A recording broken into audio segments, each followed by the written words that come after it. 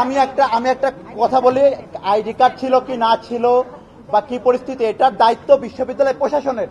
কোন সাধারণ শিক্ষার্থীর দায়িত্ব আইডি কার্ড চেক করা? ঢাকা বিশ্ববিদ্যালয় পুনরায় ছাত্রলীগের যে রাজনৈতিক সংস্কৃতি, সেই সংস্কৃতি হলগুলোতে পুনরায় চালু করার চেষ্টা করছে।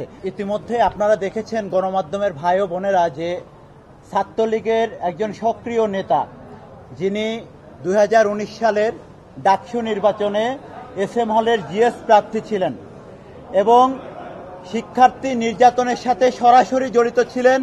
আমি যখন ওই হলের VP পদে তখন নির্বাচন করেছিলাম, আমার প্রতিটি নির্বাচনী কার্যক্রমে সে বাধাগ্রস্ত করেছিল।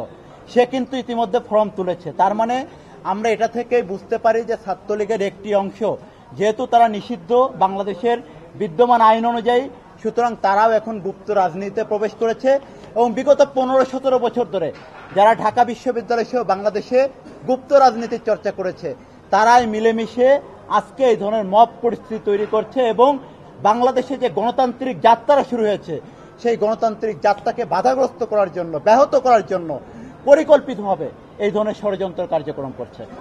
আমি একটা কথা বলি, আইডি কার্ড ছিল কি না ছিল বা কি পরিস্থিতি, এটার দায়িত্ব বিশ্ববিদ্যালয় প্রশাসনের।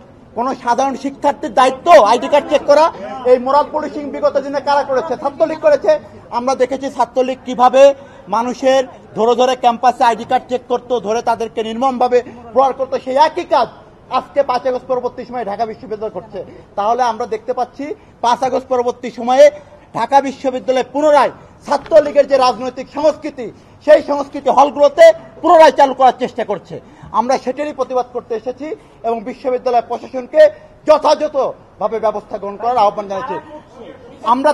আমরা ইতিমধ্যে সেখানে CCTV ক্যামেরা আছে, ফুটেজ আছে, বিশ্ববিদ্যালয় প্রশাসনকে আহ্বান জানিয়েছি CCTV ফুটেজ অনুযায়ী কারা এই ধরনের মবের সাথে জড়িত, তাদের বিরুদ্ধে যথাযথ ব্যবস্থা গ্রহণ করার জন্য। আপনারা জানেন আজকে ঢাকা বিশ্ববিদ্যালয়ের হল সংসদ এবং কেন্দ্রীয় ডাকসুর মনোনয়ন ফরম সংগ্রহের শেষ দিন ছিল। আমরা বাংলাদেশ জাতীয়তাবাদী ছাত্রদল 24 জুলাই আগস্টের গণ অভ্যুত্থানের যে চেতনা, মহান 71-এর স্বাধীনতার যে চেতনা এবং বাংলাদেশি জাতীয়তাবাদীর আদর্শের যারা অনুপ্রাণিত হয়ে আগামী দিনে বাংলাদেশকে একটি স্বনির্ভর আধুনিক রাষ্ট্র হিসেবে গড়ে তুলতে চাই, শিক্ষার্থীদের অধিকার আদায়ের লক্ষ্যে কাজ করতে চাই, তাদেরকে আমরা নির্দেশনা প্রদান করেছিলাম আজকে সকল হল সংসদের মনোনয়ন ফর্ম সংগ্রহ এবং ডাকসুর মনোনয়ন ফর্ম সংগ্রহ করার জন্য।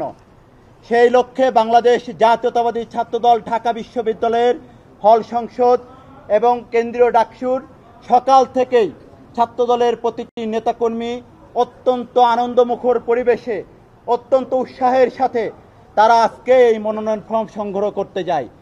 তারই ধারাবাহিকতায় আমরা দেখেছি আমাদের ফজিলাতুন্নেসা মুজিব হলের আমাদের বাংলাদেশ জাতীয়তাবাদী ছাত্রদলের কিছু শিক্ষার্থী বোন এবং সাথে কিছু সাধারণ শিক্ষার্থী বোন, তারা মনোনয়ন ফর্ম সংগ্রহ করতে যায় বিকাল 3:30টার পরে, 4টার আগ মুহূর্তে।